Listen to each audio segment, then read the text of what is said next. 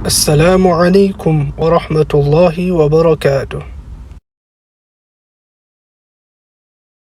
Assalamualaikum warahmatullahi wabarakatuh. Alhamdulillah, tidak pernah berhenti lisan kita memuji dan memuja Allah Subhanahu wa taala atas segala nikmat yang dilimpahkan kepada kita, terutama nikmat Islam dan iman yang dengannya kita jadi mengenal siapa pencipta alam semesta ini, termasuk pencipta diri kita sendiri, dan akhirnya kita punya tujuan dan panduan serta tuntunan hidup. Jadi kita jadi tahu mana yang boleh yang kita kerjakan, mana yang tidak boleh, mana yang bisa kita nikmati, mana yang tidak bisa kita nikmati. Maka seorang muslim wajib bersyukur kepada Allah Subhanahu wa taala kerana dipandu kepada Islam dan iman ini. Selain daripada itu juga cukup banyak nikmat lain dari makanan, minuman, pakaian, udara dan segala macam hal yang nikmat Allah tidak terhingga lagi. Semuanya Allah memerintahkan kita untuk menikmati dan bersyukur kepadanya, dan Allah menjadikan kalimat syukur dua susunan kata ini, Alhamdulillah.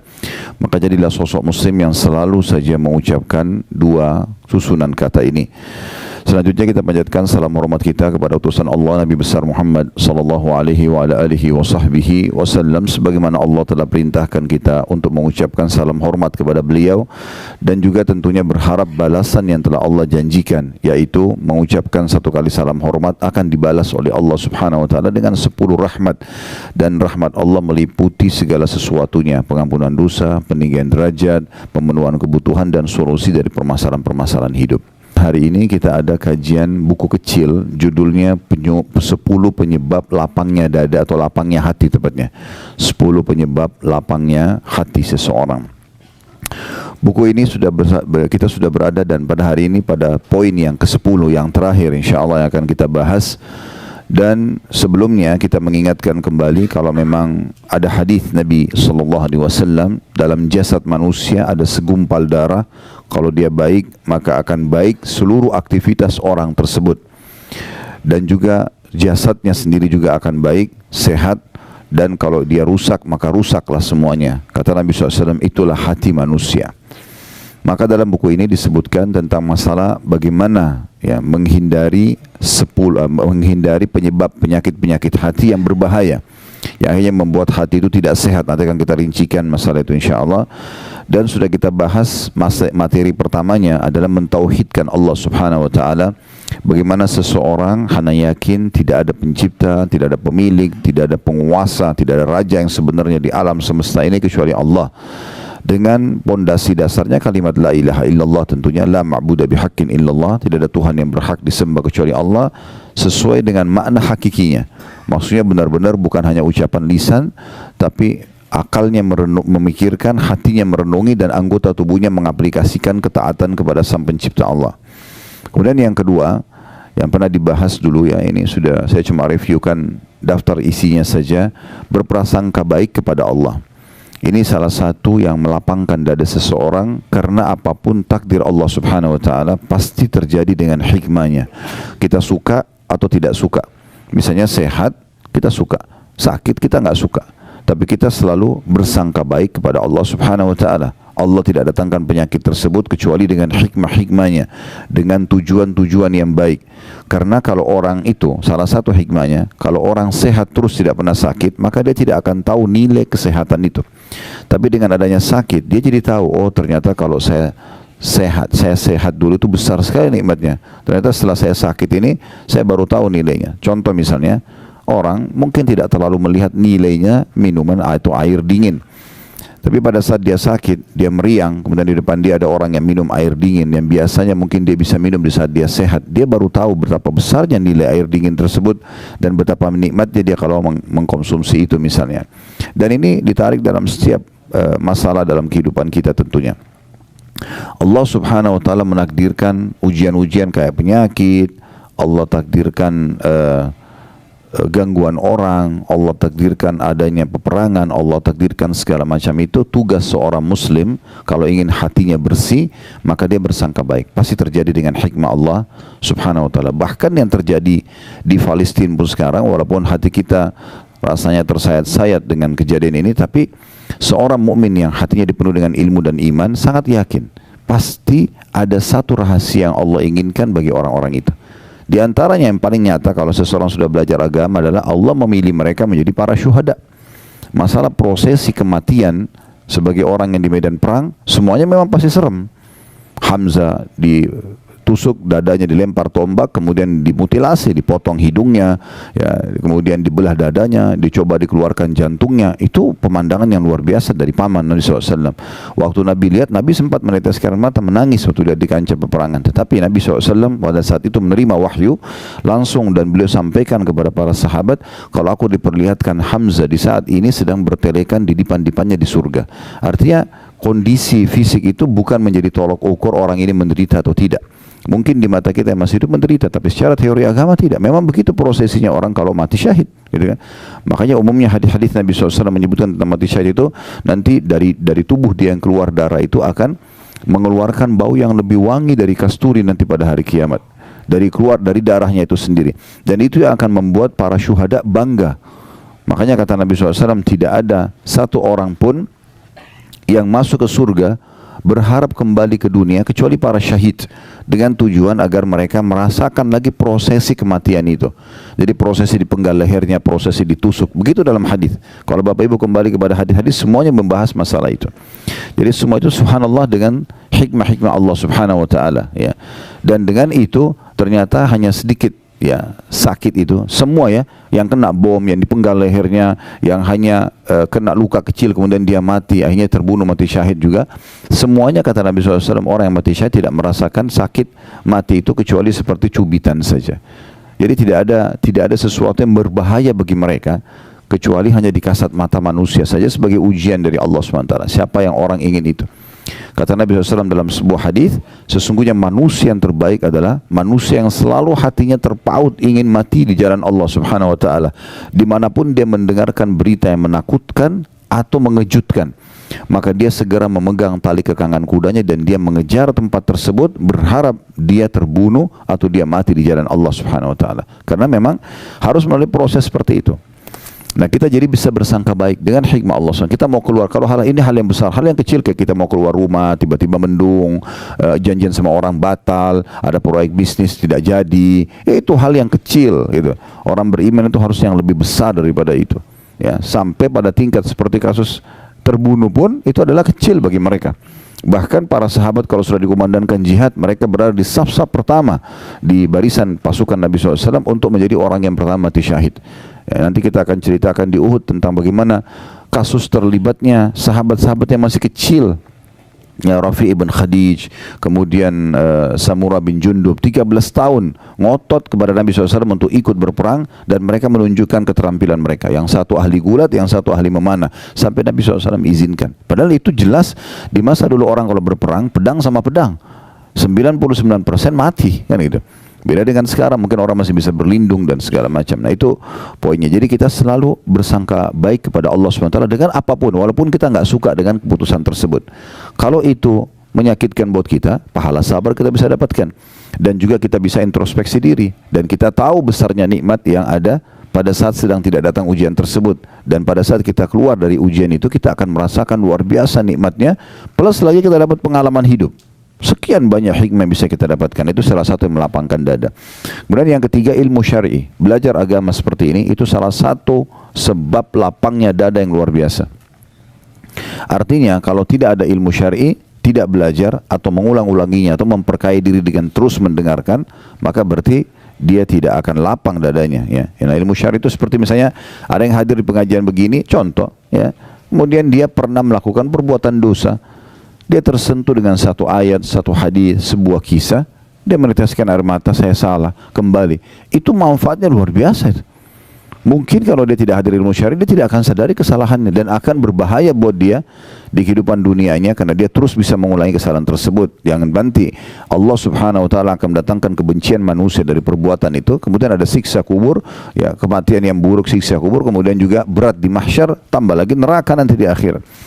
Jadi semua itu dengan hikmah-hikmah Allah Subhanahu wa taala, di antaranya belajar ilmu syar'i ini melapangkan dada. Yang keempat itu sudah disebutkan oleh penulis, masalah berzikir, banyak berdoa kepada Allah Subhanahu wa taala. Ini bukan hanya berzikir, bukan hanya berdoa, tapi banyak berdoa, banyak berzikir. Tidak ada waktu yang kita lewatin, kesempatan kecuali kita berdoa. Apa saja momen yang kita lihat. Contoh kita lihat sebuah nikmat depan mata kita. Kita berdoa agar nikmat itu tidak dihilangkan oleh Allah SWT dan Allah tambahkan serta Allah berkahi. Pasangan hidup, anak-anak, harta melimpah. Jangan berhenti itu berdoa. Doa itu adalah senjata yang paling baik bagi seorang muslim. Begitu juga pada saat kita sedang melihat satu ujian yang ditimpakan pada orang lain, kesempatan emas kita berzikir kepada Allah, berdoa karena kita sedang tidak diujikan. Dan juga kita berharap Allah SWT tidak timpakan kepada kita. Dan sekian banyak bahasan sudah disinggung pada saat itu. Nanti Bapak Ibu jemaah haji terus secara khusus yang belum mengikutinya bisa melihat di playlist YouTube insya Allah ya. Kemudian yang selanjutnya ada yang kelima adalah bersegera meninggalkan segala macam maksiat dan muhasabah, introspeksi diri. Kalau ada pelanggaran-pelanggaran agama itu pasti akan menyempitkan dada. Berarti kalau ada poin itu harus segera meninggalkannya. Dan setiap maksiat sekecil apapun sampai sebesar apapun sangat ya relevan atau sangat dekat sekali dengan hukuman dari Allah Subhanahu wa taala. Yang keenam itu adalah senantiasa melaksanakan kewajiban-kewajiban, mengemas sebaik mungkin kewajiban yang Allah berikan.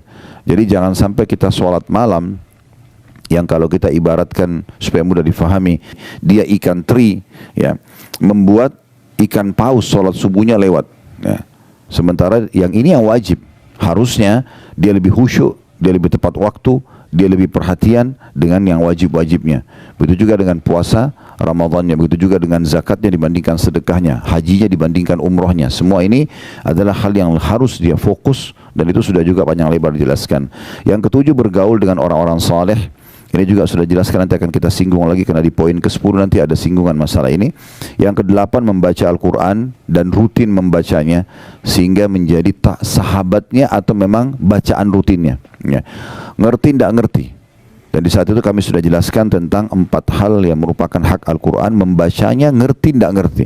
Dengan cara diurut dari Al-Fatihah, Al-Baqarah, Al-Imran, terus An-Nisa, Al-Ma'idah, Al-An'am sampai surah nomor 114 ya.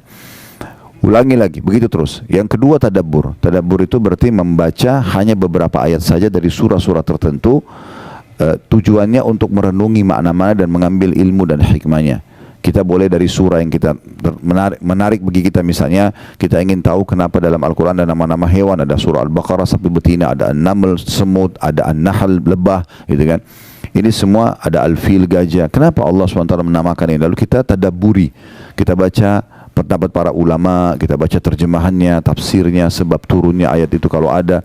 Semua ini akan menambah kepada kita iman kepada Al-Quran. Yang ketiga, menghafalnya.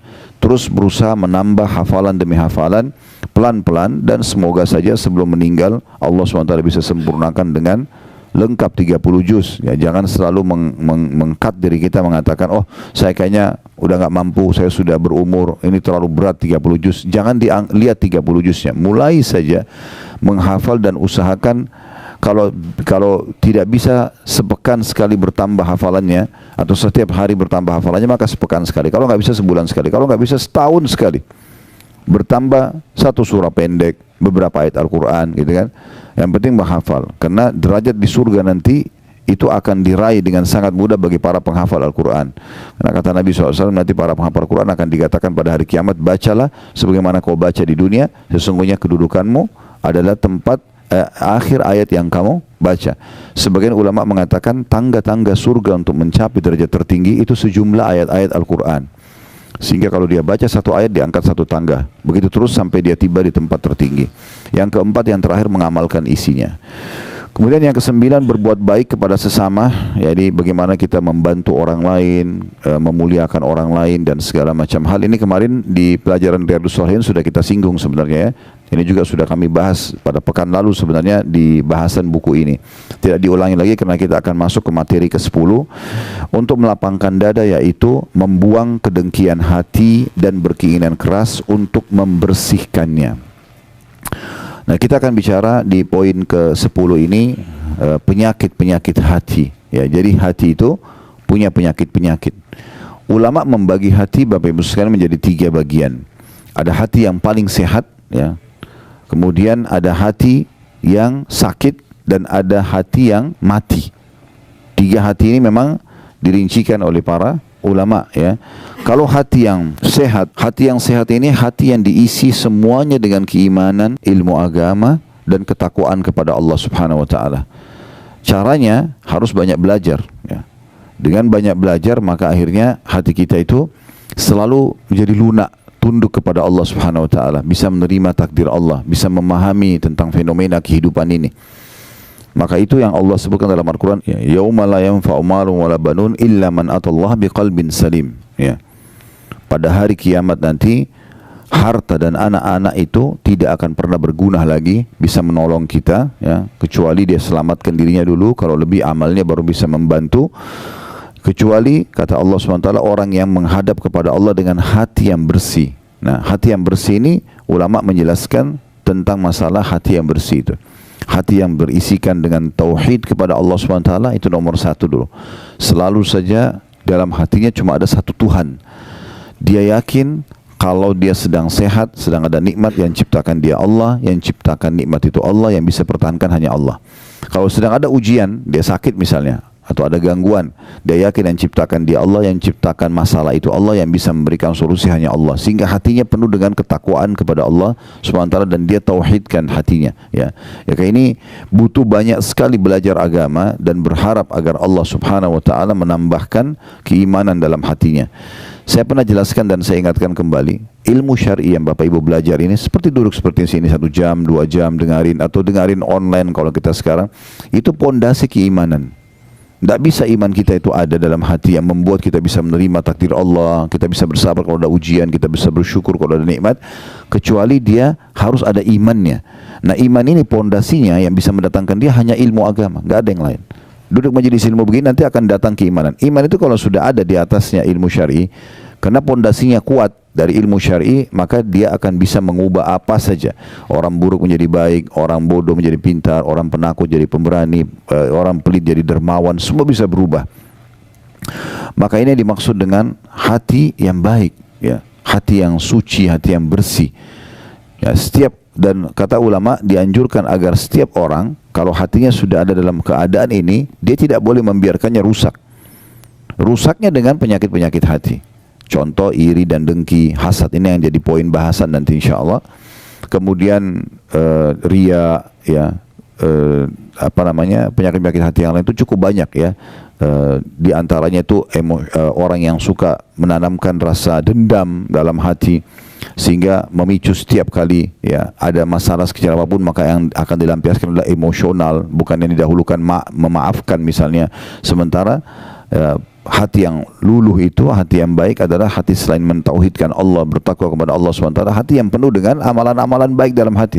Amalan hati itu ikhlas, takwa kepada Allah, kemudian memaafkan orang lain, ridho dengan takdir Allah. Itu yang harus didahulukan. Jadi kalau orang isi hatinya dengan hal-hal yang baik, maka hatinya akan menjadi hati yang sehat sebagaimana Allah SWT sebutkan tadi. Kemudian ada hati yang sebaliknya, hati yang mati. Hati yang mati ini, teman-teman sekalian, jauh sekali dari Allah SWT. Tidak pernah ada zikrullah di situ, tidak pernah ada mentauhidkan Allah, tidak ada amalan-amalan hati, ikhlas, takwa kepada Allah, gitu kan. Tidak ada sama sekali. Hati yang seperti ini, kata ulama, gampang sekali. Antara Ibnu Qayyim rahimahullah mengatakan, gampang sekali jauh dari agama, gampang sekali putus asa. Kita mungkin lihat, ya, berapa orang atau banyak contoh-contoh orang yang tidak ada, hatinya mati, tidak ada keimanan dalam hatinya, walaupun jasadnya sempurna, orangnya tampan, cantik, kaya, ujungnya bunuh diri misalnya, ya. Ujungnya itu malah berbuat hal-hal yang tidak baik dalam kehidupan dia. Dan gampang sekali, sedikit ujian datang dia tidak bisa melewati ujian tersebut. Ini hatinya mati. Kenapa teman-teman kita di Palestina masih bisa melalui kehidupan padahal sudah seperti ini? Itu karena hatinya hidup mereka. Jawaban-jawaban mereka yang tersebar di medsos itu luar biasa itu. Saya lihat ada satu orang kakek yang sudah tua, rambutnya putih semua, dia berdiri dekat rumahnya yang sudah hancur. Ditanya, seorang disengaja diwawancarai, tapi orang ini juga bukan seorang wartawan, hanya sekedar orang yang kebetulan ingin tahu tentang kondisi, menyebarkan berita. Pada saat itu ditanya, bagaimana keadaan anda sekarang? Dia bilang, alhamdulillah saya masih hidup. Ini di sebelah rumahnya yang hancur, dan ditanya di rumah situlah rubuh bangunan tersebut kena dibom oleh Israel. Ya, semoga Allah hancurkan mereka karena ini memang perbuatan yang sangat keji. Istrinya dan anaknya meninggal di situ. Semua harta dia tertimbun, hancur semua, toko dia yang dia dagang situ habis. Dia bilang, alhamdulillah saya masih hidup. Kata orang itu, bagaimana anda melewatin semua ini? Dia bilang, alhamdulillah saya terima takdirnya Allah. Allah menginginkan seperti ini. Alhamdulillah istri sama anak saya sudah mendahului saya ke surga. Dan saya tinggal melalui sisa hidup saya saja. Saya pun berharap bisa mati bersama mereka. Ini jawaban seperti ini siapa yang bisa ucapkan kalau bukan karena hatinya dia bersih dan luar biasa. Terus kemudian ditanyakan lagi, lalu bagaimana Anda hidup? Ditanya sama orang, bagaimana Anda hidup sekarang? Tidak ada harta, tidak ada keluarga, di sini ada bom, tidurnya di luar. Dia bilang, saya yakin Allah sudah menentukan rezeki saya. Akan sampai rezeki saya, sampai saya nanti akan meninggal dunia. Gak mungkin rezeki saya tidak sampai kepada saya. Dengan begitu yakin, sambil dia senyum lalu dia jalan Bapak itu. Ya. Itu luar biasa itu. Kalau hatinya gak hidup gak bakal bisa seperti itu. Ya. Jadi ulama juga merincikan teman-teman sekalian. Kalau hati itu kuat, sehat, ya, walaupun jasadnya kecil, mungkin secara fisik orang lihat kasat mata kayaknya mungkin dia kurang di mata manusia lah. Tapi kalau hatinya dipenuhi dengan keimanan dan sehat, maka semua akan kuat luar biasa. Kalau pernah jangan dengar nama ini, alhamdulillah. Kalau belum pernah dengar, nama ini nama unik, nama sahabat Julaibib radhiyallahu anhu. Julaibib ini sosok orang yang terkenal sekali, orangnya fisiknya sangat kecil, tampan wajahnya sangat jelek. Begitu dijelaskan kalau Bapak Ibu baca biografi beliau, ya, sampai dikenal dengan buruk wajah di masa Nabi SAW. Tapi subhanallah hatinya luar biasa, bersih, ya, hatinya kuat, ya, penuh dengan keimanan kepada Allah SWT. Satu waktu Nabi SAW melihat dia, lalu Nabi SAW mengatakan, wahai Julaibib, saya lihat kamu sudah pantas untuk menikah, kenapa kau nggak nikah? Dia bilang dalam riwayat sahih, ini pernah kami bedah di YouTube, ya, ya Rasulullah, bagaimana saya mau nikah? Siapa yang mau nikah dengan saya? Saya tahu keadaan saya, tahu wajah beliau buruk, fisik beliau sangat kecil. Maksudnya kecil sini bukan normal gitu ya, sesuatu yang orang lihat pasti kurang gitu. Maka Nabi SAW mengatakan, saya akan nikahkan kamu insya Allah, ikutlah sama saya. Ikut. Nabi SAW datangi rumah seorang dari orang Ansar, yang memang hati mereka juga hati yang diisi dengan keimanan, terkenal memiliki seorang anak gadis yang cantik dan salihah. Maka Nabi SAW bilang, setelah salam mereka kaget lihat Nabi datang, mereka sambut dengan meriah. Lalu kata Nabi SAW, setelah salam kami punya hajat dengan kalian. Bahasa ini biasanya orang di masa itu menggunakan bahasa santun kalau ingin melamar. Kami punya hajat dengan kalian, maksudnya kami ingin menikah gitu. Mereka dengan sangat gembira, selamat datang ya Rasulullah, karena mereka pikir Rasulullah akan nikah dengan anak mereka. Kata Nabi SAW, bukan buat saya tapi buat Julaibib. Begitu menyebut Julaibib, oh Julaibib terkenal di Madinah, ya, tampangnya buruk segala macam. Maka mereka mengatakan, kalau Julaibib kami akan tanya anak kami dulu, karena anak perempuannya lagi ada di dalam. Subhanallah, anak perempuan ini dengar.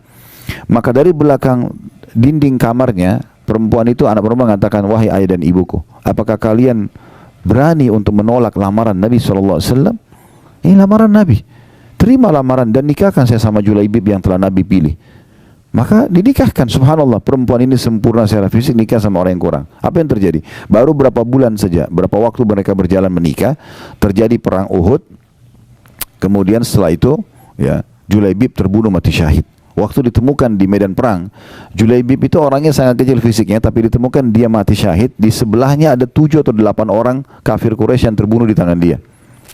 Jadi bukan masalah fisik yang kuat, yang besar saja. Kalau tidak diikuti dengan hati yang sehat, nggak bisa.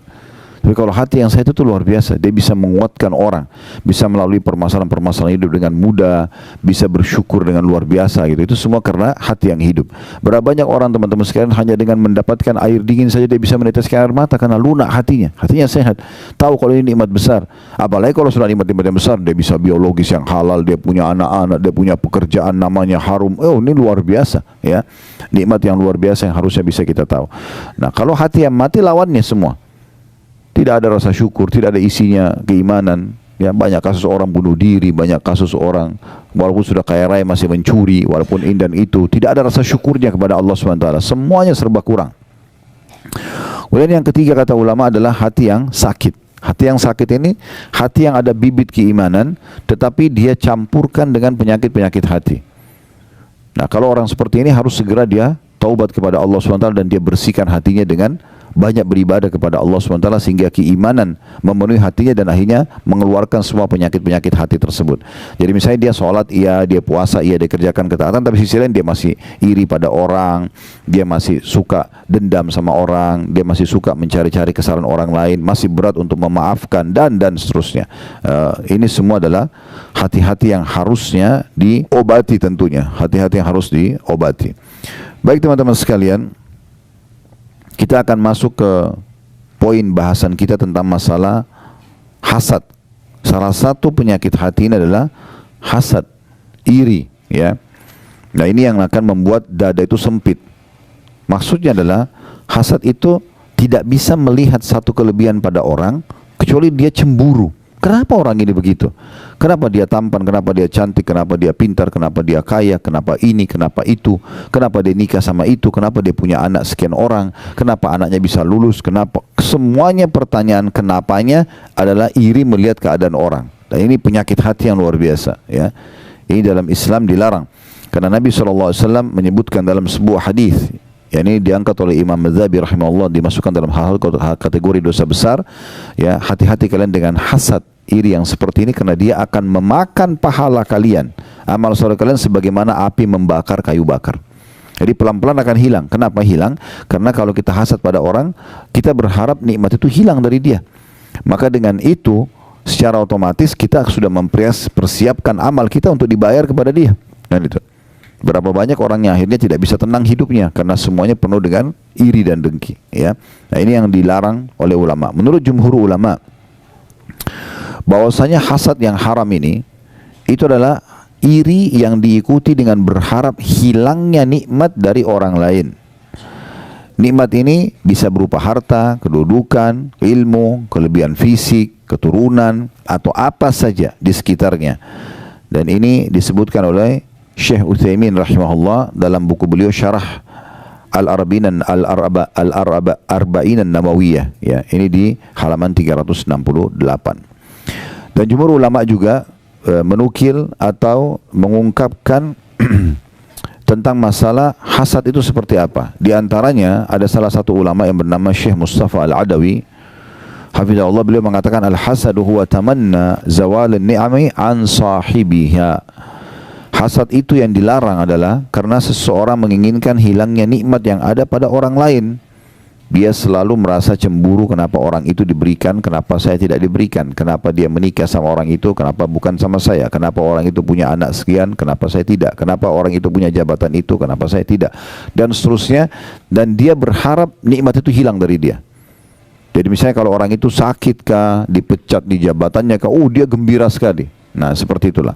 Nah, ini yang dimaksudkan dengan penyakit hati yang berbahaya sekali, karena pasti dia akan menyempitkan dada di saat orang itu tidak hilang nikmat darinya. Misalnya orang itu tetap malah ketampanannya, kecantikannya tetap terjaga, hartanya tetap terjaga, jabatannya tidak, maka dia akan terus dongkol, ya, hatinya, karena memang tidak bisa menerima kejadian tersebut. Kemudian Ibnu Taimiyah juga mengatakan al-hasadu huwal bughdu wal qarahatu lima yarahu min husni halil mahsud.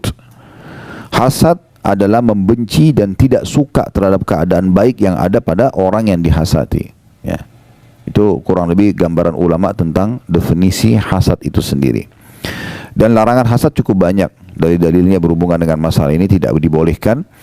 Di antaranya hadis, ya, yang sahih diriwayatkan oleh Imam Muslim nomor 2564 dari hadis Abu Hurairah radhiyallahu anhu bahwasanya Nabi SAW bersabda, la tahasadu.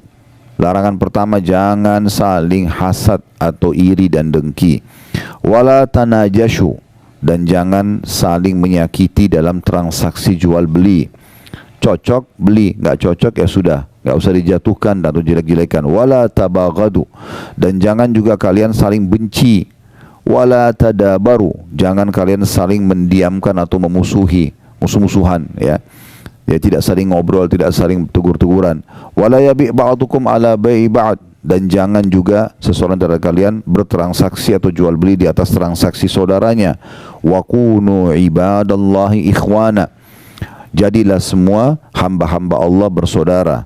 Al-muslimu akhul muslim, seorang muslim adalah saudaranya muslim yang lain. La yadhlimuhu, tidak boleh dia mendaliminya. Wala yakhdhuluhu, dan tidak boleh dia menelantarkannya, membiarkannya dalam kondisi ya tidak dipenuhi kebutuhan padahal kita mampu ya. Wala yakdzibuhu, dia tidak boleh berdusta atau membohonginya. Wala yahkiruhu, tidak boleh dia menghinanya. At-taqwa hahuna wa yushiru ila sadrihi sallallahu alaihi wasallam thalatha marrat. Lalu beliau mengatakan ketakwaan itu ada di sini. Untuk menerima perintah yang saya sampaikan ini, pesan yang saya sampaikan ini dari Allah, kata Nabi SAW, ada harus diikuti dengan ketakwaan, dan itu ada di sini. Beliau berikan isyarat di hatinya atau di jantungnya. Bihasbi imri'in minasyarr an yahkira akhahu muslim.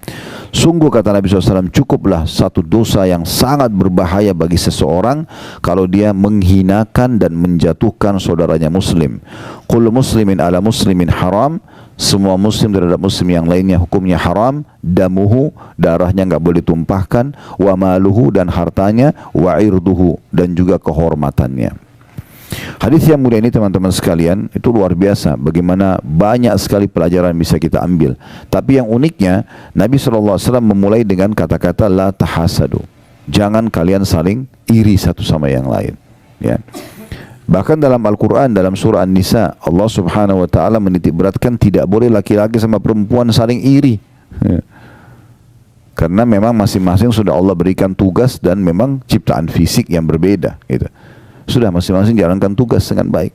Gak boleh laki-laki iri, kenapa perempuan bisa hamil, saya gak bisa. Kenapa dia bisa melahirkan, gak bisa. Akhirnya kan dia operasi kelamin lah segala macam. Ya. Karena dia tidak bisa menerima itu. Atau laki-laki yang maka jadi seperti perempuan. Maka dalam hadis Allah Subhanahu wa ta'ala melaknat laki-laki yang menyerupai perempuan, perempuan yang menyerupai laki-laki misalnya. Dan Allah menjelaskan itu dalam Al-Quran ya, tentang masalah tidak boleh. Lirrijali nasibun mimma iktasabu wa linisai nasibun mimma iktasaban was'alullah min fadli. Laki-laki sudah Allah tentukan ciptaan fisiknya, tugas-tugasnya, dan perempuan juga begitu. Dan tidak boleh saling ya, cemburu satu sama yang lain. Atau Allah wala tatamannu ma faddalallahu ba'dukum ala ba'd. Jangan kalian saling cemburu satu sama yang lain, laki-laki perempuan. Lirrijali nasibun mimma iktasabu, laki-laki memiliki apa yang sudah Allah tentukan dan berikan kepada mereka. Walinisai nasibun mimma iktasaban, dan perempuan juga memiliki apa yang sudah Allah tentukan bagi mereka. Haid, melahirkan, menyusui dan segala macam, itu kan tidak boleh disamakan, tidak bisa. Was'alullah min fadlan, mintalah kepada Allah karunia-Nya. Mintalah kepada Allah karunia-Nya. Jadi tidak mungkin bisa disamakan. Pernah ada datang seorang wanita di masjid Nabi SAW dan mengatakan, ya Rasulullah, saya utusan semua wanita di Madinah, punya pertanyaan, bisa saya bertanya? Kata Nabi SAW, silahkan. Lalu kata perempuan tersebut, kalian kaum laki-laki sholat berjamaah di masjid, perempuan sholatnya di rumah. Boleh ke masjid, tapi beda sama laki-laki. Laki-laki memang pendapat jumhur ulama mewajibkan malah dengan segala keutamaannya. Doa keluar rumah, doa menuju ke masjid, setiap langkah satu langkah mengampuni dosa, mengangkat derajat dan catat satu pahala. Masuk masjid, kaki kanan ada doanya, pahala sendiri, sholat qobliyahnya, doa di antara azan iqamah, takbiratul ihram pertama imam, dan segala macam zikir habis sholat. Ini perempuan di rumah. Ini otomatis berjamaah umumnya, ini sendiri.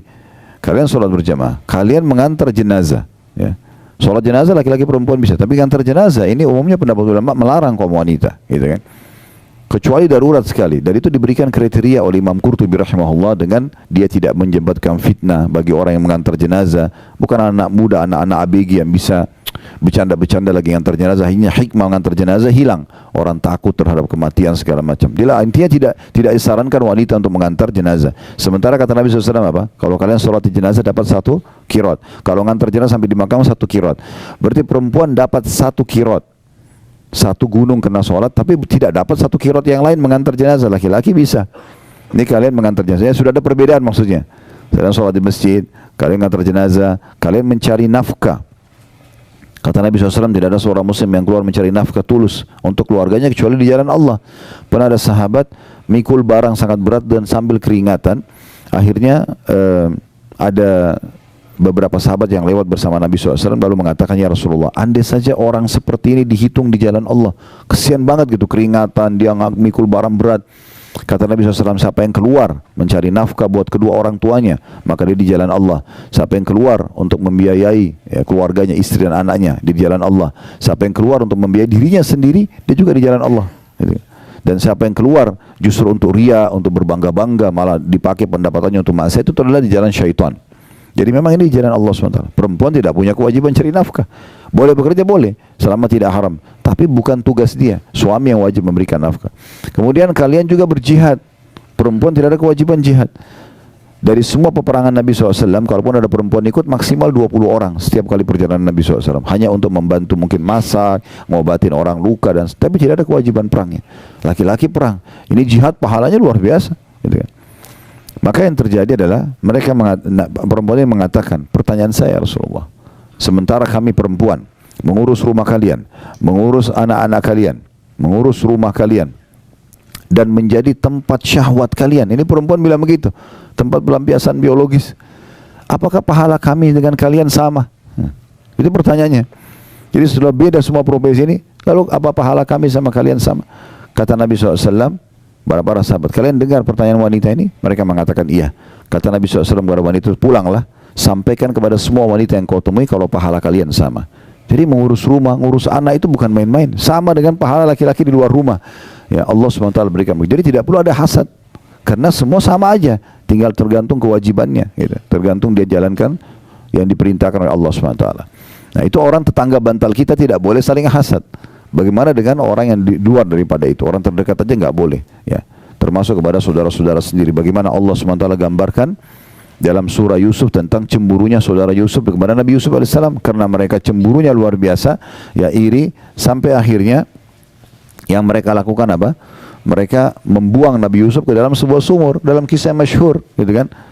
Dan akhirnya membuat Nabi Yusuf alaihissalam sampai dipungut oleh satu kafilah safar, ya, yang sedang yang kafilah dagang sedang lewat, kemudian dibawalah ke Mesir. Intinya Allah muliakan memang, tetapi dijauhkan dari ayahnya, sampai ayahnya Nabi Yakub buta matanya karena sedihnya selalu menangis mengingat Nabi Yusuf alaihissalam. Nanti ujungnya juga Allah pertemukan tentunya. Tetapi di sini kita lihat bagaimana saudara sama saudara, dan Allah salahkan perbuatan saudara-saudaranya Nabi Yusuf, ya. Walaupun terakhir di akhir surahnya bagaimana mereka bertaubat kepada Allah Subhanahu wa taala, gitu kan.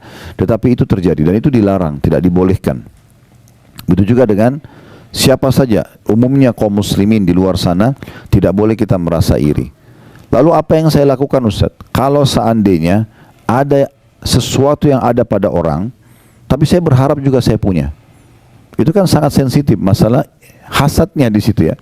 Maka ulama mengatakan ada namanya ghibthah. Ghibthah itu sama kita melihat satu kelebihan pada orang dan kita berharap Allah berikan kepada kita, tapi syaratnya tidak berharap hilang dari orang itu.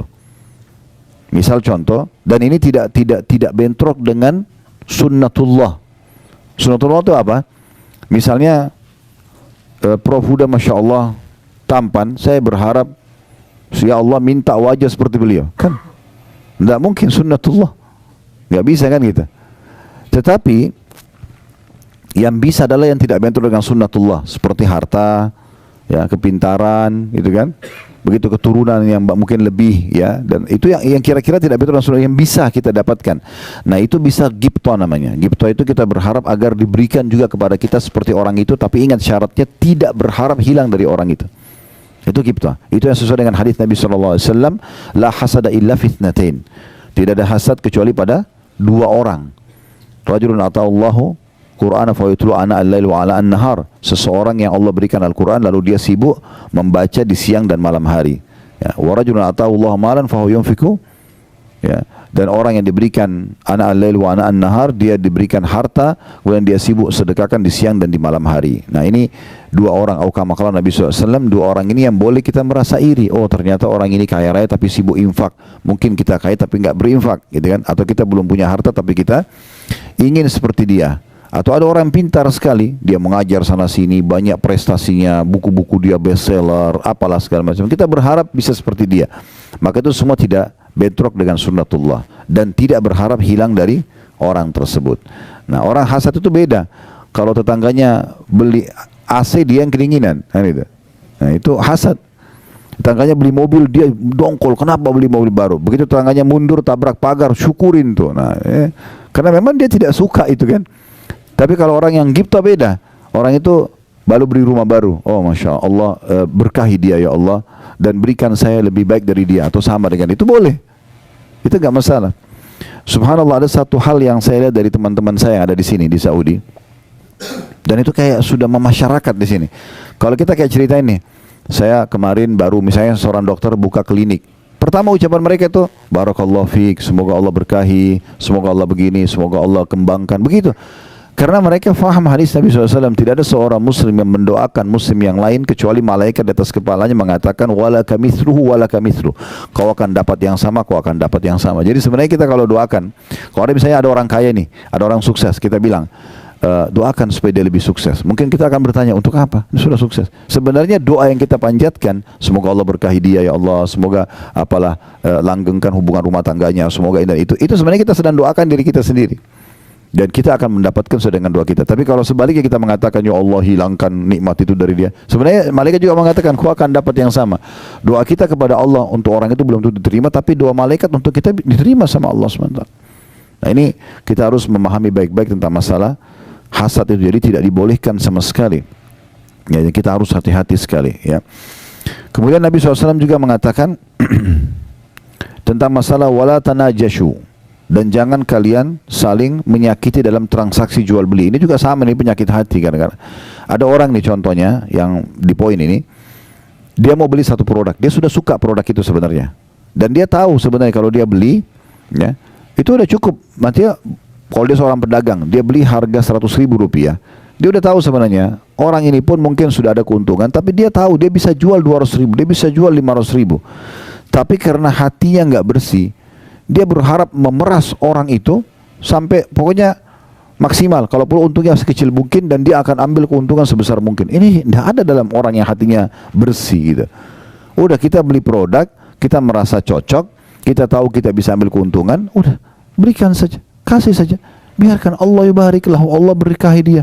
Kenapa kita harus iri orang ini akan dapat keuntungan berapa? Apalagi sampai telusuri berapa dia dapat keuntungan. Dia harusnya tidak boleh begitu dan begitu. Untuk apa? Biarkan saja. Allah sudah tentukan rezeki kan gitu. Kita tinggal mengatur, dan kita punya hak untuk negosiasi, tapi yang masuk akal. Nah itu yang dimaksud di sini, jangan tanajashu. Kemudian yang ketiga, wala tabagadu, jangan saling benci. Dilarang oleh Nabi SAW. Bagaimana kalau orang sudah terlanjur berbuat keburukan kepada kita? Ingat, bab benci ini Bapak Ibu sekalian hanya dibolehkan kalau perbuatan orang salah dalam pandangan agama, dan yang sedang kita benci perbuatannya, bukan fisiknya. Jangan pernah benci fisik seseorang. Yang kita benci itu adalah perbuatannya. Misalnya ada orang menggibah kita, memfitnah kita misalnya, mengambil barang kita, yang sedang kita benci perbuatannya, jangan fisiknya. Karena dia bisa saja taubat seketika, atau satu waktu dia taubat. Contoh misalnya, dia taubat nasuha, kemudian dia minta maaf sama kita.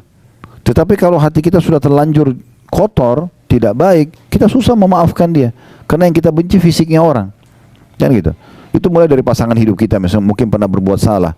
Kalau kita membenci perbuatannya, sebagaimana agama mengajarkan kita untuk membenci perbuatan yang dipandang salah dalam agama, ya, dia pernah berzina, selingkuh, dia pernah berbohong, apa saja. Kemudian kita tahu ini perbuatan haram dalam agama, kita bilang ini nggak boleh, haram dalam agama. Terus dia taubat nasuha, dia berubah, dia menjadi orang soleh atau soleha. Selesai urusannya, kita bisa menerimanya karena hati kita bersih. Yang jadi masalah kalau hatinya itu memang diisi dengan hal yang tidak baik, sehingga akhirnya dia susah menerima ini semua. Ya, makanya di dalam Islam contoh yang paling baik adalah Umar bin Khattab radhiyallahu anhu. Beliau itu walaupun di masa jahiliyah dulu, kata Umar, saya tidak pernah meninggalkan khamr di masa jahiliyah. Setiap hari pegang kendi khamr minum.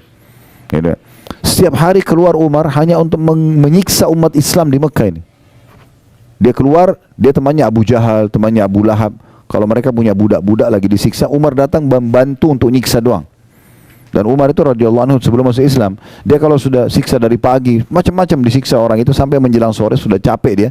Dia bilang, saya tinggalkan kamu bukan karena kasihan ya, besok saya kembali. Gitu, ya. Sampai pernah ada keluarganya Umar, perempuan namanya Ummu Abdillah. Ummu Abdillah ini punya anak kecil.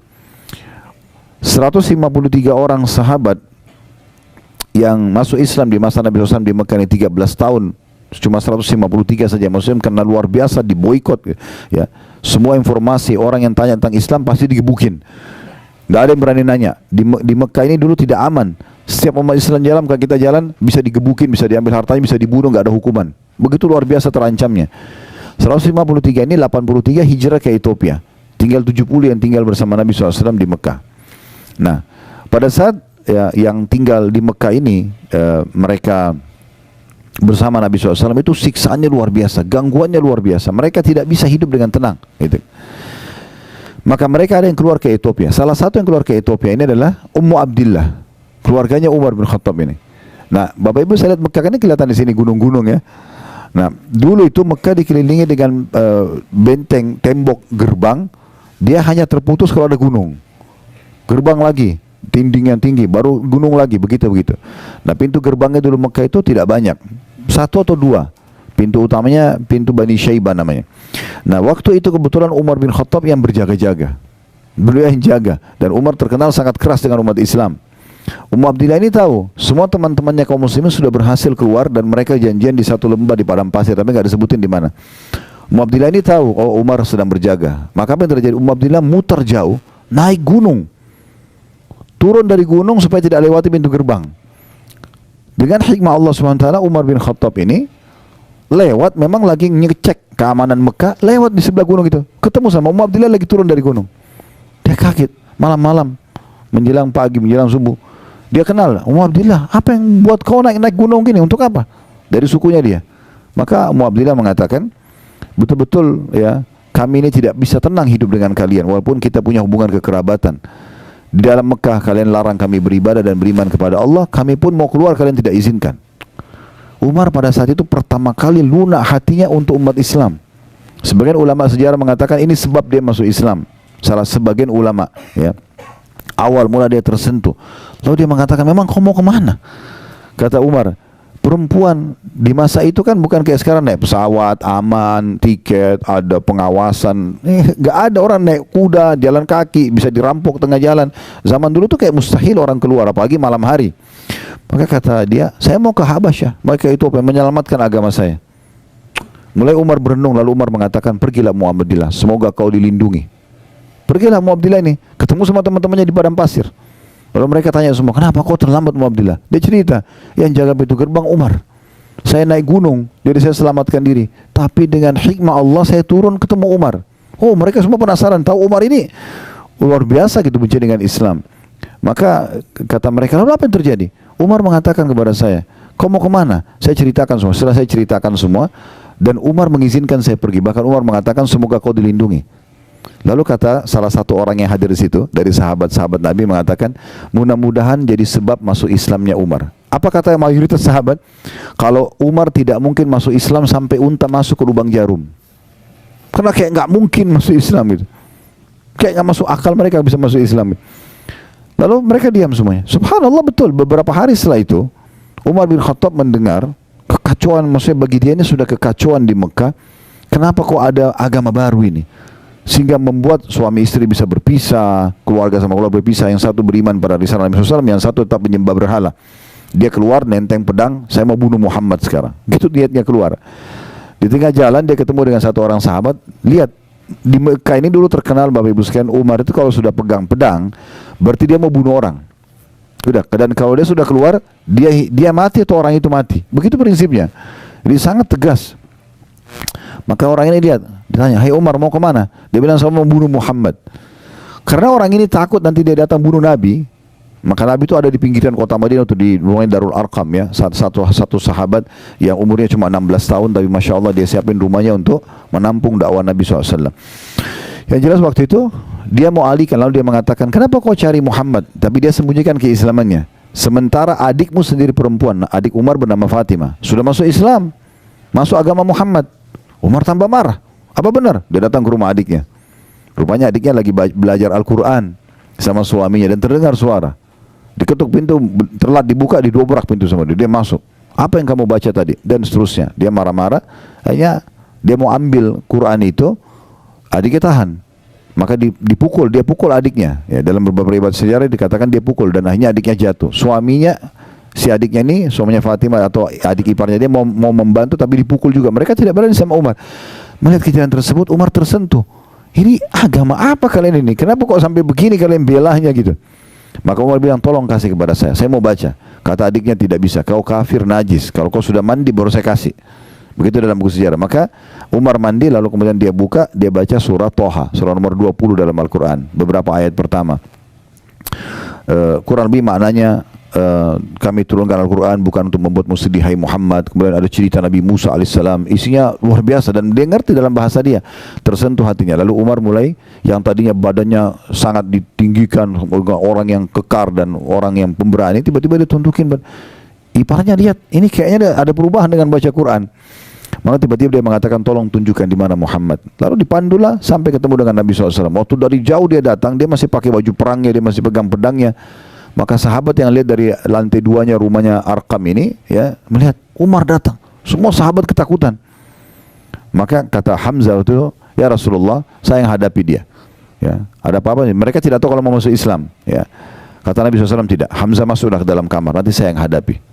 Begitu dibuka pintu, Umar tundukin kepala yang lihat Nabi SAW, lalu kemudian dipanggil oleh Nabi, lalu Nabi pegang pundaknya dan digoyang dengan keras sambil mengatakan, hai Umar, belum tibakah saatnya kau tunduk dengan agama Allah?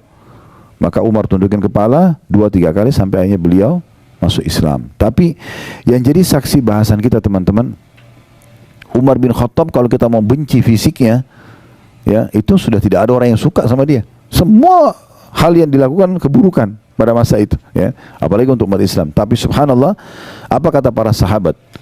Kami merasa termuliakan setelah masuk Islamnya Umar. Ya, dan Nabi SAW berdoa, ya Allah muliakanlah Islam dengan salah satu dari 2 Umar, Umar bin Khattab dan Amr bin Hisham. Ini Abu Jahal.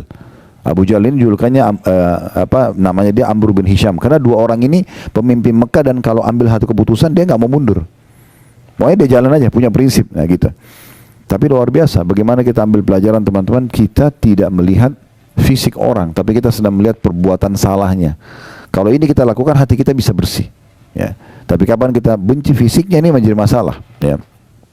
Dan kita sulit sekali memaafkan orang. Kenapa banyak orang susah memaafkan orang? Karena dia benci fisiknya. Ya.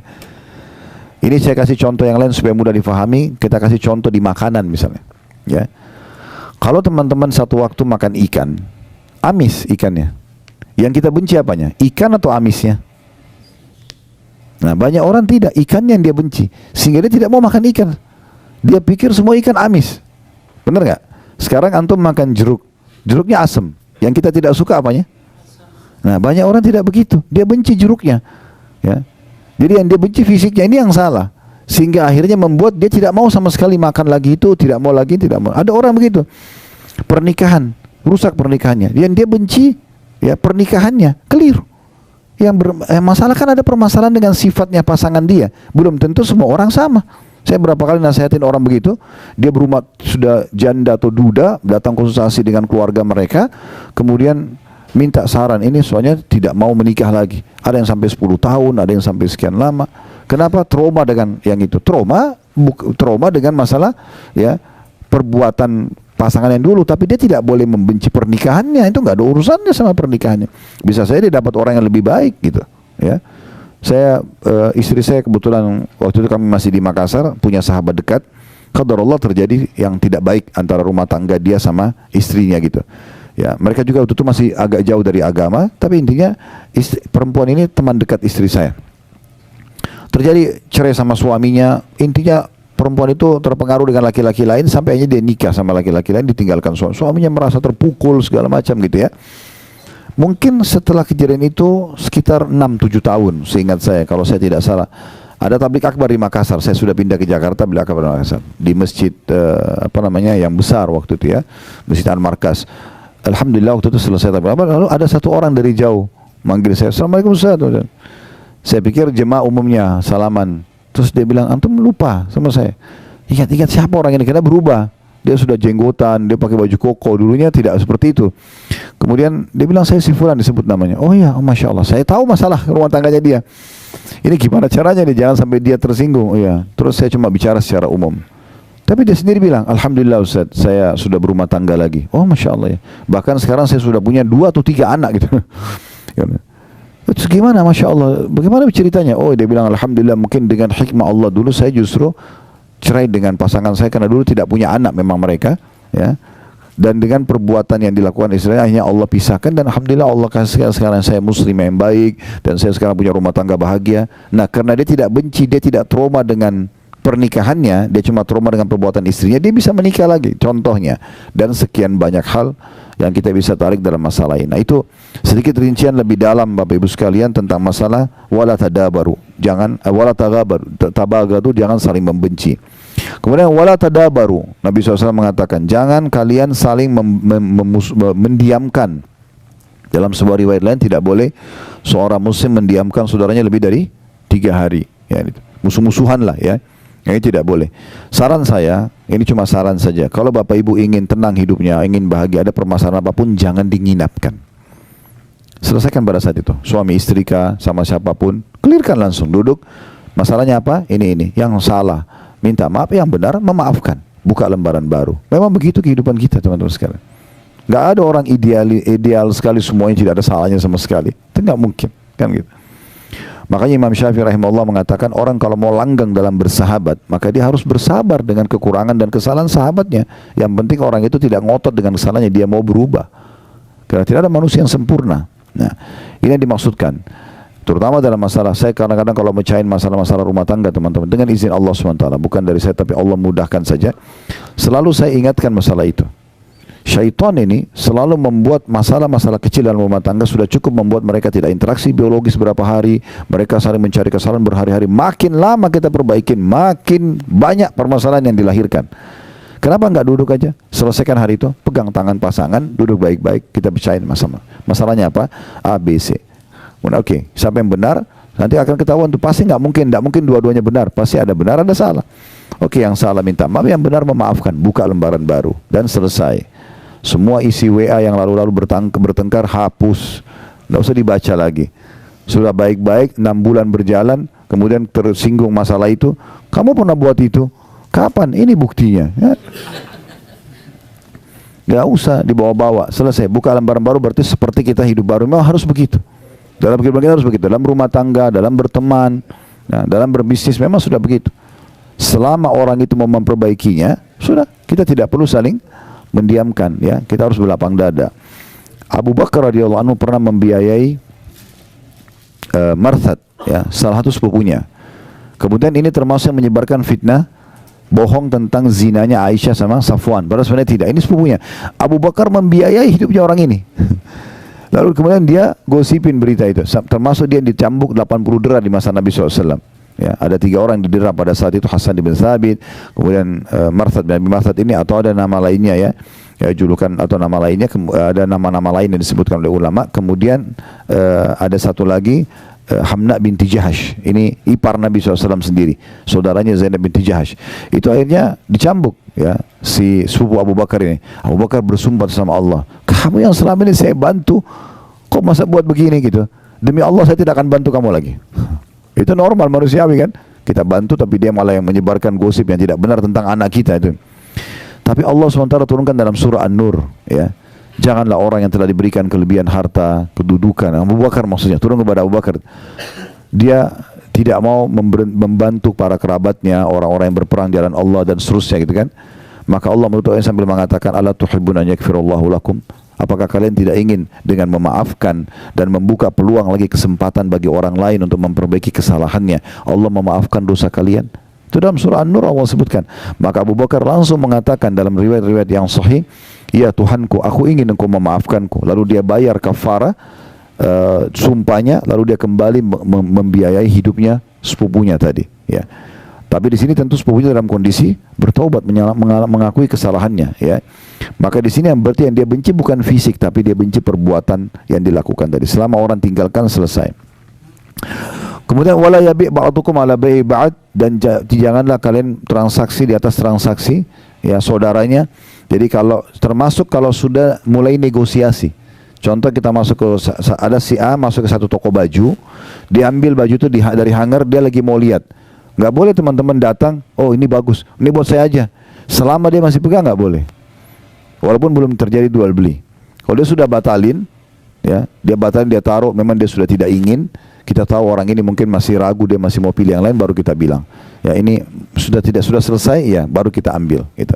Ya, itu begitu saya tidak boleh. Apalagi kalau orang sudah bayar DP, orang sudah transaksi baru kita batalin dengan cara kita memberikan harga yang lebih mahal. Ini semua hukumnya haram. Transaksi sudah jadi hilang keberkahannya.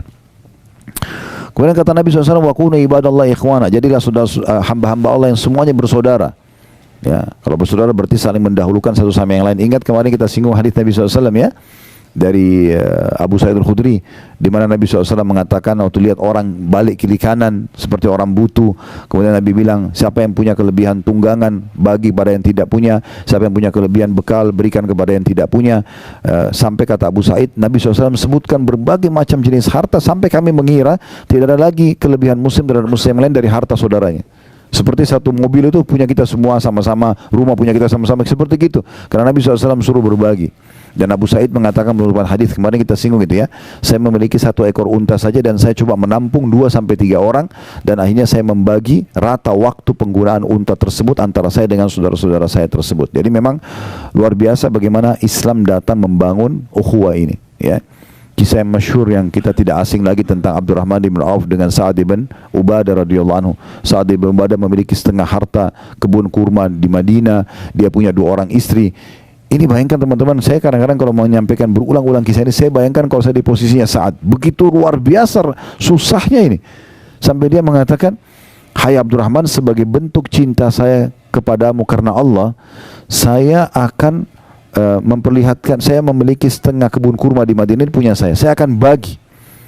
Ya, anggap kalau kita di Jakarta punya perusahaan-perusahaan, semua ada ribuan perusahaan, setengahnya 500, misalnya 1000 perusahaan, 500 punya kita, bagi 250 perusahaan punya kamu langsung. Ini orang baru ketemu hari itu, baru disaudarakan dalam Islam, langsung dia mau berbagi. Tidak cukup sampai di situ. Saya punya 2 orang istri, lihat salah satunya, yang mana kau cocok, bukan yang tua. Yang mana kamu cocok, saya lihat, bilang saya ceraikan, habis iddah kau bisa nikahi. Itu pembangunan ukhuwahnya itu bagaimana itu? Tetangga bantalnya pun dia mau serahkan untuk saudaranya, tapi dengan cara yang syariah yang benar. Dia minta keridhoannya, dia ceraikan, kalau cocok nanti dinikahi oleh saudaranya muslim. Tapi hati yang bersih dibalas dengan hati yang bersih. Abdurrahman bin Auf mengatakan, saya tidak perlu, semoga Allah berkahi hartamu, udah biarin aja, itu hartamu punya kamu, saya tidak akan minta 1% pun. Istrimu juga, semoga Allah berkahi keluargamu, jangan diceraikan. Lalu Abdurrahman minta ditunjukin pasar, dia bekerja dengan melihat di pasar itu mana toko yang paling besar dan apa yang paling biasa mereka jual, karena mayoritasnya dulu mereka kerja kebun kurma, maka dia cari peralatan perkebunan yang paling besar. Lalu dia bilang, saya mau haji dari Mekah, bisa nggak saya beli jatuh tempo, saya beli sekarang, besok saya bayar. Maka karena dia setuju, maka Abdurrahman pun jual di pasar itu dengan bawa tanpa modal kecuali barang orang yang dititipkan atau dia beli jatuh tempo, laku besok terus begitu sampai dia jadi kaya. Sekitar beberapa waktu setelah itu dia datang ke masjid Nabi SAW pakai baju baru dan kelihatan seperti pengantin. Orang pengantin itu berubah penampilannya segala macam. Kata Nabi SAW sambil senyum, ada apa wahai Abdurrahman? Sepertinya ada perubahan. Dia mengatakan, Rasulullah, saya sudah menikah sama seorang wanita Ansar. Kata Nabi SAW, apa yang kau jadikan sebagai maharmu? Dia bilang, emas seperti biji kurma. Ya. Maka Nabi SAW mengatakan, kalau gitu iklankan walaupun dengan seekor domba saja. Tapi di sini kita bisa lihat bagaimana jenis-jenis hati yang luar biasa dan persaudaraan yang dijalin dalam Islam. Kemudian kata Nabi SAW, al-muslim akhul muslim, muslim adalah saudara muslim yang lain, la yadhlimuhu, tidak boleh dia menzaliminya. Zalim ini berarti tidak memberikan hak atau mengambil yang bukan hak kita. Tidak boleh sama sekali. Kemudian wala yakhzuluhu, tidak boleh dia menelantarkannya, membiarkan dia dalam kondisi dia sakit, dia butuh. Sudahlah itu urusan dia. Enggak bisa begitu. Walaupun kita tidak kenal. Ya, makanya sebagian orientalis, orang-orang non-muslim yang belajar Islam, pusatnya di Kanada, mereka punya kampus sendiri dan itu banyak melahirkan di tengah-tengah umat Islam orang-orang liberal, ya, yang memang pemahamannya kita sudah tahu di negeri kita pun ada. Semoga Allah kasih hidayah semuanya, ya, boleh semuanya, toleransi semuanya segala macam, tidak ada batasan mana yang boleh mana yang tidak boleh dalam agama Islam. Nah, mereka itu ada di antara tokoh-tokohnya yang mengatakan yang sangat luar biasa dari Islam setelah mereka pelajari, ya, itu adalah mereka akan langsung saling mengakui bersaudara walaupun baru ketemu, hanya mengatakan nama anda siapa, agamanya apa, begitu dia bilang muslim, selesai. Seperti sudah terangkat semua batas di antara mereka, langsung ngobrol masalah Al-Quran, masalah hadis, masalah halal haram, bisa saling bersedekah, saling bantu. Itu tidak terjadi pada komunitas lain. Jadi memang sudah seperti itu orang muslim, dia tidak akan telantarkan saudaranya. Wala yakdzibuhu, tidak boleh dia mendustakannya. Ya, apa yang disampaikan kita iakan kecuali betul dia terbukti dusta. Ya. Kemudian juga wala yahkiruhu, tidak boleh dia menghinanya. Ya. Sama dengan cara apapun, misalnya menghina secara fisik, mencibirnya, ya, mempraktek baik dengan lisan ataupun dengan praktek tubuh ya. Kalau teman-teman pernah, tentu saya yakin kita hafal semua surah Al-Humazah ya. Allah SWT berfirman di ayat pertamanya, wailun likulli humazatin lumazah. Kecelakaan, kebinasaan, kehancuran, siksa di lembah neraka, itu namanya wail. Kalau Bapak Ibu baca wail seperti wailun lil mutaffifin, ya, wailun likulli humazatin lumazah, ini wail dalam bahasa Arab bisa berarti kecelakaan, kehinaan, siksaan di lembah di api neraka gitu kan. Ini semua maknanya sama. Untuk semua lumazah dan humazah, dua kelompok. Siapa mereka? Lumazah itu yang menyebutkan aib orang lain dengan lisannya, itu lumazah. Yang humazah bedanya cuma pertama lam, yang kedua ha, ya. Lumazah sama humazah ya. Wailun likulli humazatin lumazah. Humazah yang pertama yang menceritakan aib orang lain dengan lisannya, dan lumazah pakai lam itu yang mencontohkan aib orang lain dengan fisiknya. Jadi temannya cadel dicontohin, temannya pincang dicontohin. Nah itu semua tidak boleh sama sekali. Itu namanya ihtikar, merendahkan, tidak boleh. Nah Nabi SAW mengatakan, kalau seseorang antara kalian melihat apa yang tidak ada pada dirinya, ada pada diri orang lain, misalnya orang lain pincang, orang lain tuli, orang lain cadel, apalah kekurangan fisik yang tidak ada pada kita, kata Nabi SAW, siapa yang lihat sesuatu kurang dari seseorang dan tidak ada padanya, dia membaca Alhamdulillahilladzi afani mimma btala bihi. Segala puji dan puja kehadiran Allah yang telah menyelamatkan aku dari apa yang diujikan pada orang ini, wa faddalani ala katsirin mimma khalaqa tafdila, dan mendahulukan aku dengan kelebihan yang banyak, kelebihan yang banyak. Maka dengan doa ini kata Nabi SAW, maka pastikan Allah tidak akan menimpakan dia apa yang diujikan pada orang tersebut. Jadi kita begitu, bukan malah kita menghina-hinanya gitu. Kemudian kata Nabi SAW, at-taqwa hahuna, ketakwaan. Untuk menerima semua ini butuh ketakwaan. Patuhan pada Allah ada di sini. Lalu beliau menunjuk dadanya 3 kali. Lalu beliau mengatakan, bihasbi imri'in min syarr an yahkira akhahu muslim. Sungguh dosa yang sangat berat seseorang itu menghina saudaranya muslim. Kullu muslim ala muslimin haram. Ketahuilah dan jadikan sebagai prinsip hidup kalian, semua muslim dan muslimah hukumnya haram, darahnya enggak boleh ditumpahkan, hartanya enggak boleh diambil, dan juga kehormatannya enggak boleh dicoreng. Kehormatannya enggak boleh dicoreng. Baik, ini gambaran tentang masalah hasad itu sendiri. Saya akan coba bacakan sebagai penutup apa yang ditulis oleh penulis di poin ke-10, dan dengan ini tentunya buku ini alhamdulillah sudah selesai kita bedah, dan buku ini buku kecil, buku saku sebenarnya. Saya biasa kadang-kadang juga membedah buku-buku begini supaya tema tertentu habis, kemudian kita lanjut lagi ke tema yang lain gitu ya. Nah, kata penulis di sini tentunya dalam buku ini, dan buku ini ditulis oleh Darul Wahyin ya. Beliau mengatakan, hati yang bersih adalah sebab penting agar sebab penting yang menyebabkan kelapangan hati seseorang. Dan itu otomatis akan mendatangkan kegembiraan dan kebahagiaan untuknya. Saya ulangi lagi, hati yang bersih, bersih dari kesyirikan, dari maksiat, dari segala macam hal yang tadi sudah kita berikan rinciannya, dan sudah kita rincikan lebih dalam lagi penyakit-penyakit hati yang dalam hadis baru saja kita jelaskan. Hati yang bersih adalah sebab terpenting yang menyebabkan kelapangan hati, yang akan mendatangkan kegembiraan dan kebahagiaan untuknya. Sementara dendam dan dengki adalah penyakit hati yang paling berbahaya dan pasti akan menyempitkan dada seseorang. Lalu kata beliau, Ibnu Qayyim rahimahullah mengatakan, di antaranya ya, ini perkataan Ibnu Qayyim nanti kita jelaskan lebih jauh, bahkan ya, yang terbesar ialah membuang kedengkian dalam hati. Maksudnya kalau mau lapang dada, kata Ibnu Qayyim, di antara cara yang paling baik, yaitu seseorang kalau mau mengeluarkan dan membuang kedengkian hati ialah, di antaranya yang untuk meluapkan lapang dada, bahkan yang terbesar adalah mengeluarkan dan membuang kedengkian hati. Jadi bagaimana kita keluarkan dari hati kita? Ini adalah di antara sifat-sifat tercela yang menyebabkan hati sempit dan tersiksa, serta menghalanginya dari mendapatkan kebersihan hati.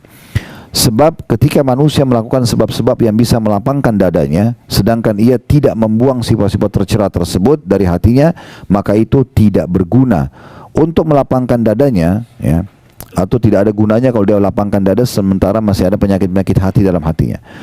Maksimal kata beliau, ia memiliki dua unsur yang masuk pada hatinya, dan hati tersebut akan dikuasai oleh unsur yang lebih dominan dari keduanya. Dia baik, bersih, atau dia jahat, gitu. Ya. Maka kita harus pilih salah satunya. Karena itu hendaklah anda, semoga Allah subhanahu wa ta'ala, ini kata Ibnu Qayyim ya, semoga Allah subhanahu wa ta'ala memelihara anda, berkeinginan keras untuk membersihkan hati anda dan menjauhkan dari segala yang dapat menyempitkannya. Tinggalkanlah permusuhan, kebencian, dan kedengkian kepada orang lain.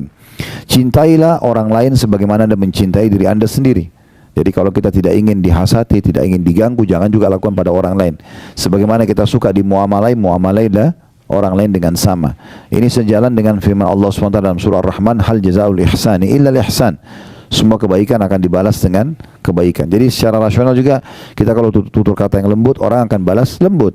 Ya, kita tatapan matanya syahdu, tangan kita dermawan, kita suka membantu, maka akan sama responnya dari orang lain gitu ya. Cintailah orang lain sebagaimana anda mencintai diri anda sendiri, niscaya anda menjadi orang yang paling bahagia di dunia dan juga di akhirat. Lalu kemudian beliau mengatakan, semoga Allah Azza wa Jalla memberikan taufik kepada kita semua dan memberikan kebaikan dan kebahagiaan dunia dan akhirat. Lalu dengan itu penulis menutup bukunya dengan kalimat yang terakhir tadi. Intinya teman-teman sekalian dari bahasan kita, bagaimana seseorang membersihkan hatinya dari segala macam jenis hasad itu sendiri, dan sudah kita jelaskan bagaimana dia membersihkan hatinya, dan juga sudah kita jelaskan mana yang dibolehkan dalam Islam, ya, yaitu ghibthah tadi. Kita berharap nikmat yang ada pada diri orang selama tidak bentur dengan sunnatullah bisa kita dapatkan, tapi dengan tidak hilang dari orang tersebut.